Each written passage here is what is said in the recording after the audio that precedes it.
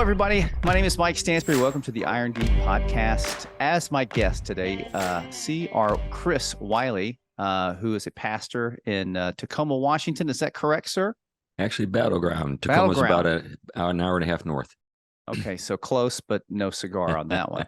Got friends there. Yeah. And you're an author. And one of the reasons why I reached out to you and put you on a podcast is I read your book about a year ago, started engaging with the household and the war of the cosmos, and was a book that I immediately kind of had to reread because it just upset the apple cart a little bit for me. So a lot of our audience are businessmen that are entrepreneurs, a good portion of them in the real estate industry, real estate space. A lot of guys flip houses and things like that. And it really messed with me in really good, fun ways. So if you were to just give us a Cliff Note version of the book of what that looks like, or to kind of tease people on why an entrepreneur, why a Christian man should read the book, kind of hit us with it.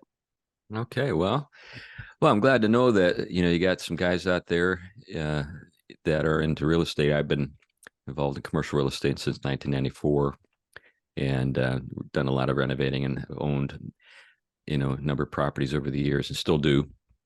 But in terms of when you think about yourself as a man, when you are bound to a wife and you have children, there's a whole new reality that you have to kind of look at yourself through. It's not just about you anymore. In fact, one of the things that is kind of an underappreciated fact is that married men with kids are far more productive economically than even single guys, and of the same age. And it makes total sense to any guy that's got a wife and kids. You say, well, if it was just me, I'd just sit around eating Fritos and watching football. You can still do that. I'm not against that, but I'm getting at, you gotta kind of think about things that you wouldn't think about if you didn't. A lot of guys are just content to kind of get by and right. Live simply and just enjoy the weekend or whatever. But when you got people that you're responsible for, you're not only thinking about their immediate welfare, you're thinking about long-term things. You're thinking about legacy. You're thinking about inheritance. You're thinking about grandchildren. You're thinking about all these different things. You want to be a blessing to all of your dependents. So forces you to think entrepreneurially, or at least responsibly, but hopefully entrepreneurially. And the way you hold wealth over generations is through intergenerational households. And now, obviously, there are ways that can go wrong. We all know that sometimes, shirt sleeves to shirt sleeves in 3 generations, the old shtick. But it doesn't mean that it's not a good thing to leave something to your kids. Doesn't mean that you shouldn't think in those terms. In fact, theologically, biblically, that's the kind of the de facto setting, or the factory setting. And any sort of deviation from that is the exception. We've gotten into a situation in Western society where we've reversed it. We think that the sort of the factory section, sort of setting is individualism. It's all about me and my happiness. Right. And that if a family were to make me happy, I'd include that in my lifestyle choices. That's right. Inverted it. Right. So Household and War of the Cosmos is intended to kind of situate your household in a larger universe or cosmos of meaning. And that really is the case. You think about the cosmos as the macrocosm, mac, and then cosmos, the largest order of them all. By the way, cosmos means order in Greek. And then the microcosm is the smaller order that reflects the larger order. So your household is really designed to reflect the larger order. And that larger order, if you're thinking about it in eschatological terms, would be Christ and the church. So the eschatological household, the happily ever after story that the Bible leads us to in the book of Revelation, is Christ and the church living happily ever after. And so you're supposed to live kind of a preview of coming attractions in this life with your wife. you said something, I think, in the midst of that where things just kind of fell into place when I was reading this book about, especially when you really dug into the word cosmos. I think you talked about it in terms of the gentleman that had the video series in the 70s, and right. how everybody, the cosmos is such a big and wondrous thing, and it is.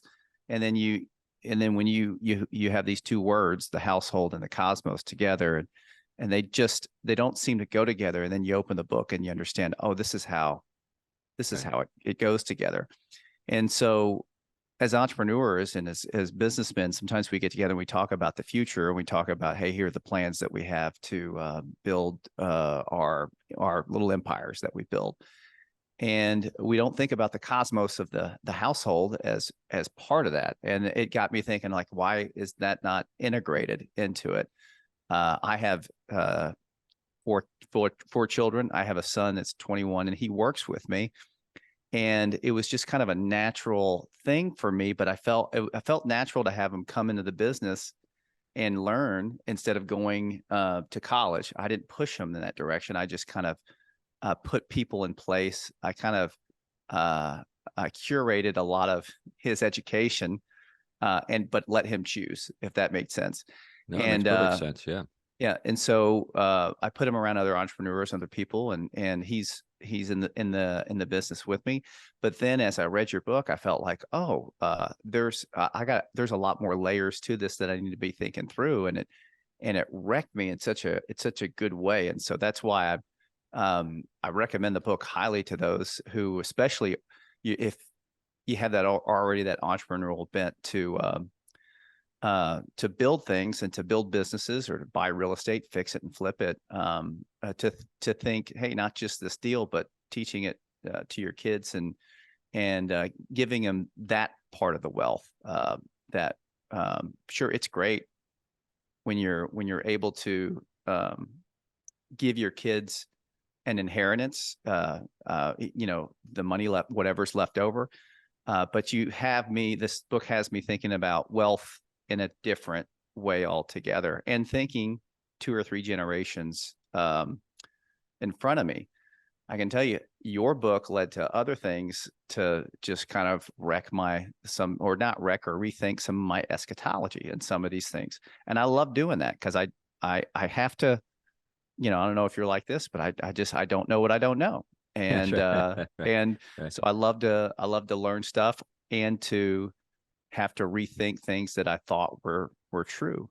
And I believed a lot of the ideas from our Western culture about wealth and about kids going to college and things for the longest time. And so I really, thank you for helping me on that path. Part of the book you talk about, I think it was in part 2, in the waging peace. I loved how you put that. And then Paul talks about this in Ephesians. And again, as you exegeted a text in Ephesians about putting on the whole armor of God, that was like, I've never thought about it that way. And that makes total sense. Could you talk through that part, I think part 2 of the book, Waging Peace, and how that fits in? Yeah, I'm happy to. That's a fun part of the book to reflect on. So one of the things that I am doing with the book is helping contemporary people understand the first century and the world that the apostles were ministering in. And they were obviously in the Roman Empire. And one of the things about the empire is that it has its own kind of mythological sort of origin story. And that origin story is the story of Aeneas, and it's told in the Aeneid. And so this was sort of a very common understanding of the origins of the Roman people. They believed that they were the descendants of the Trojans. I don't know if most folks realize that, but in terms of the Romans, they thought about that. In fact, when they conquered Greece, you could say it was payback. But so they really did think of themselves that way. But Aeneas is a survivor of the sack of Troy. He escapes with his family, and he's given kind of a charge by his own father Anchises, and he's being addressed from, this is, by the way, in the Aeneid by Virgil, which is the national epic poem of the Roman people. It was commissioned by Caesar Augustus. But in Elysium, he hears his father to give him the kind of the mission statement of the Roman people, and the mission statement of the Roman people was to rule. Okay, to rule. They, basically in the mission statement, he said, "Let the Greeks have the art. Let the Phoenicians do their trading. Everybody has their place. Our place is to rule and to wage the Pax Romana, the peace of Rome, to bring the peace of Rome." And they saw themselves as kind of the only people who had the wherewithal to punish and to establish peace. So punish wickedness and establish peace. So that's really how they saw themselves. They didn't see themselves as kind of in it for themselves, although obviously there was a lot of that. Well, to contrast that, America, I guess we would be freedom. Freedom would be ours. Theirs would be like, okay, well, that's your culture. Our culture is to rule. Yeah, I guess. I'm trying to give a like. So when Caesar says, "Hey, we're gonna back this up," that means all the people need to know it, right? yeah, Or they yeah. need to have some sort of the culture needs to buy in, and they're bought into that story, to that part and parcel of who they were. Yeah, definitely. They were the best organized. No one can match them on the field of battle. And the Pax Romana, the peace of Rome, that's a term that even to this day, if you say it, people kind of get it.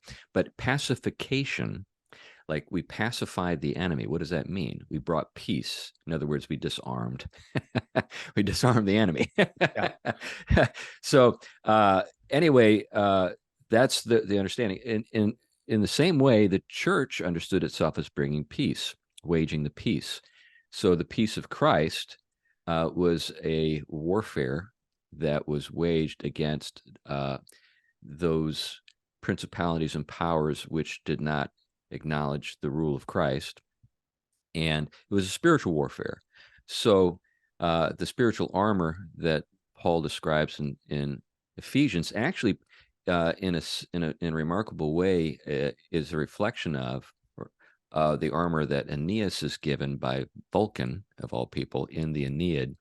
And so there's some remarkable things going on in Ephesians.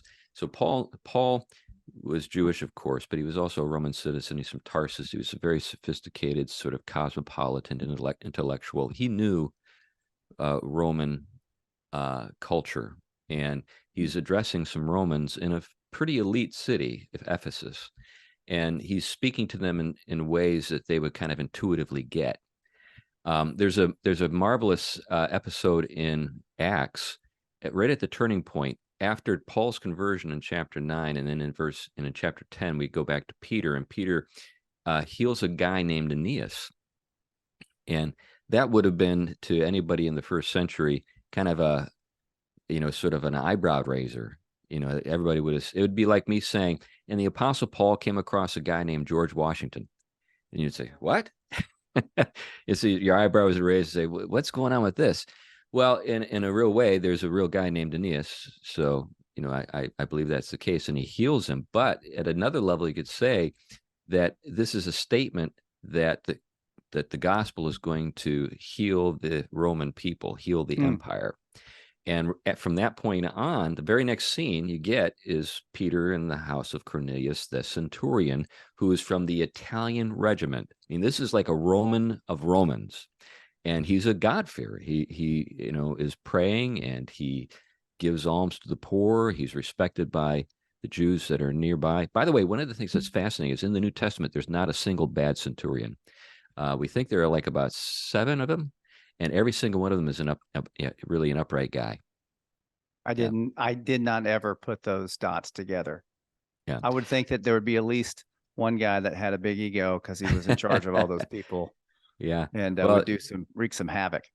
Well, there's one centurion that saves Paul twice, saves his life. And so anyway. And again, I'm just going to spitball here. Is that because a centurion the amount of honor that they would have, or the amount of chutzpah, however you want to put it, in order to Oh yeah. get to being a centurion. Your resume had to be really tight. Yeah, yeah, we have a lot of documentation on what went into being a centurion, what you had to do to achieve that level of that honor, that rank, and they were both great warriors and men of honor. They were men who were respected because of their integrity. So you had to be a really solid guy through and through to be a centurion. But anyway, when it comes to waging the peace, we as Christians wage the peace, and we do it through spiritual warfare. And that's how we move the ball down the field.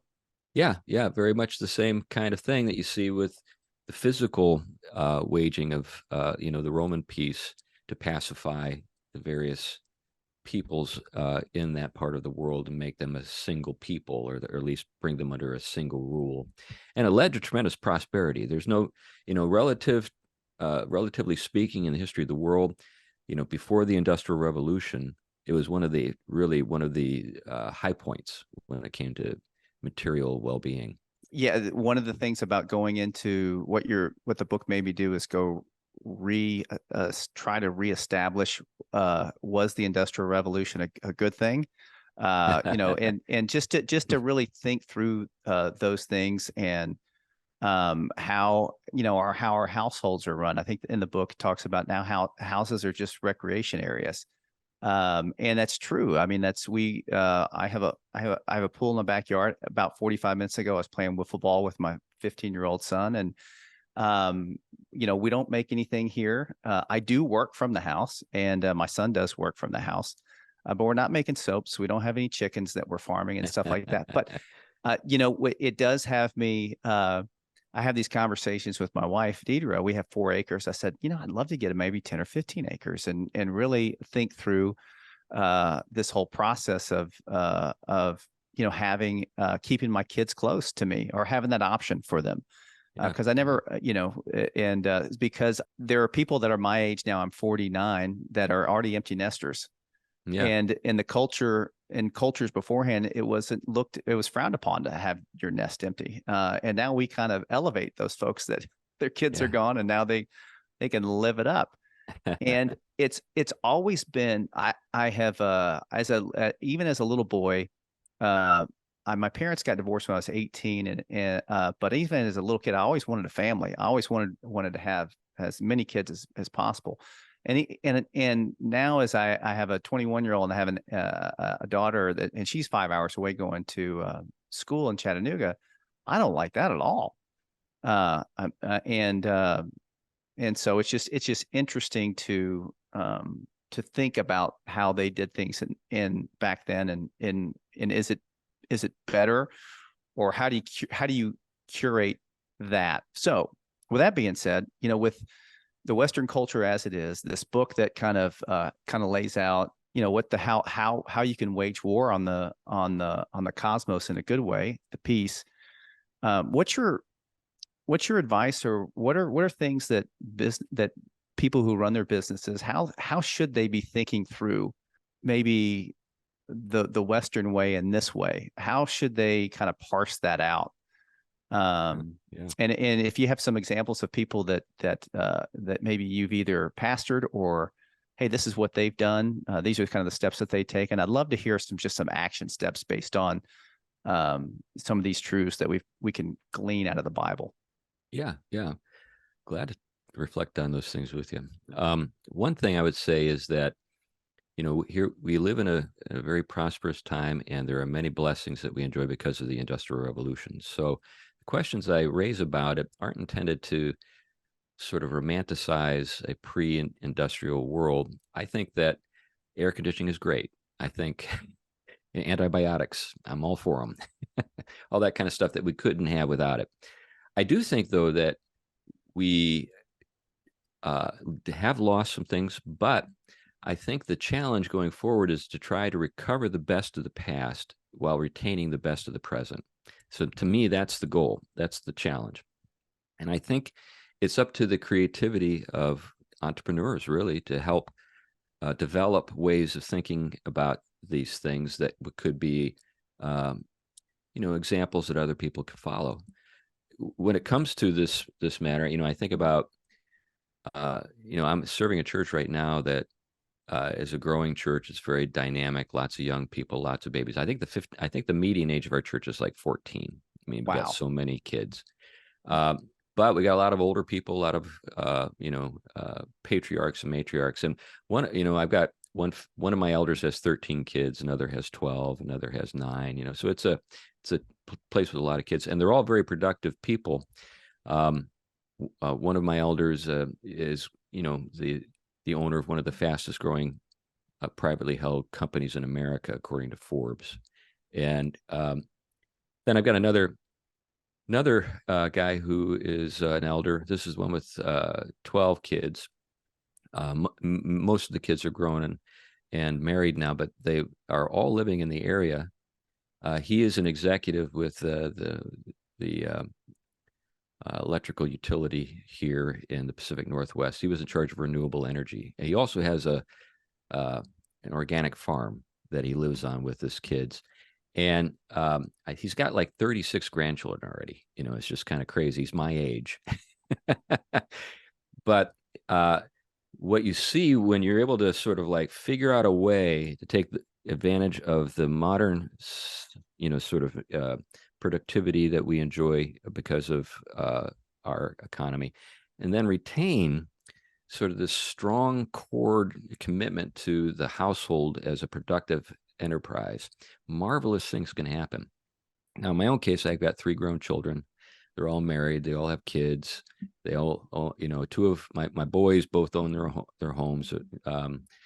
And I'm involved with business activities with all 3 of my kids. So my oldest son, he lives in Nashville, and we're probably interacting every day over different intellectual property things that we work on together. And my second son, he's a welder and works for a steel firm. He's a foreman. He's 26 years old and he has 30 men that he oversees in the Hartford area, but he manages our real estate. So I'm usually, interacting with him every other day about something, related to that. And then my daughter, she lives in our other house. We've got 2 homes. We've got one here and that we own in Washington and another we own in Connecticut. And she lives in that home and is helping to care for that house with her new husband, and she's expecting. And we're interacting. She's involved with my wife in her piano business. And so there are a number of different things that go on in our household. These are great examples. And Yeah. Would it be fair to say that you're a bivocational pastor, or like a or like there's like you got multiple things going on? Yeah, well, I am involved in a lot of different things. In fact, I'm going to be speaking at a conference in Huntsville, Alabama in October on that very subject. It's going to be primarily targeted at pastors, and I'm not the only one. I know some other guys who are doing it too.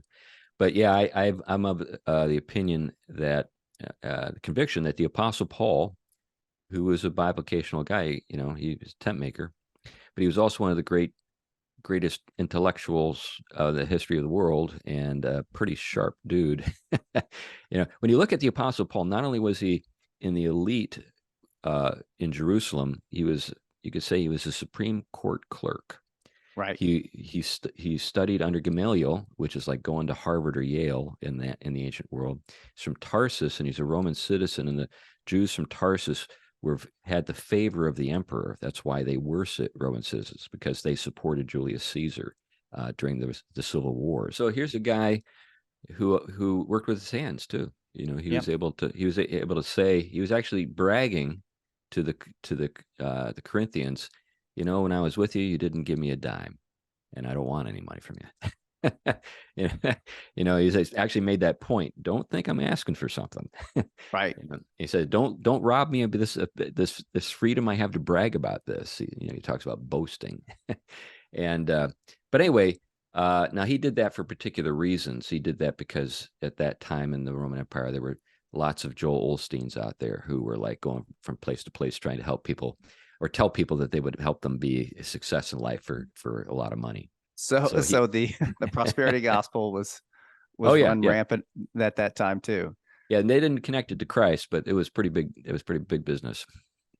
So this is very interesting. So your talk in Huntsville is going to be specifically geared to bivocational pastors or and helping them.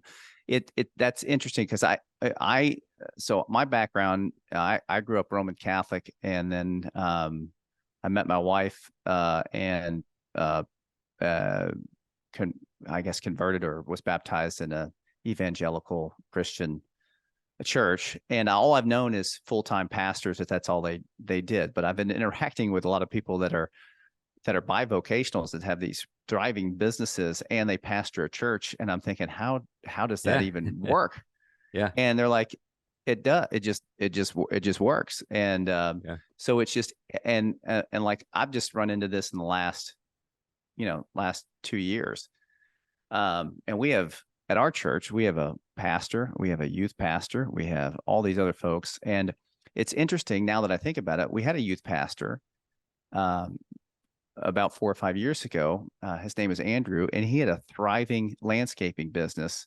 Nice. He did better on that as a young man. We always talked because he was very entrepreneurial, and so he was. But that's just interesting that I'm running into that. Well, I tell you, it gives you an ability to relate to people at a level that maybe guys who don't have a kind of a foot in the business world can't. And I think there are many examples in history. I was just up in Louisville, in Kentucky, speaking at an event, and I learned about Elijah Craig. I didn't know about this guy, but he's the guy that is credited with inventing bourbon, and he was a Baptist preacher. And he actually started a town and like 5 or 6 really successful businesses. And his most successful business, or I shouldn't put it that way, the last business was the distillery. So bourbon is kind of like his thing. I wondered why don't the Baptists brag about that more? And then I realized, well, they're Baptists. That's why they're Baptists. And now I'm going to hear Paul Harvey at the end of that statement. It's just that is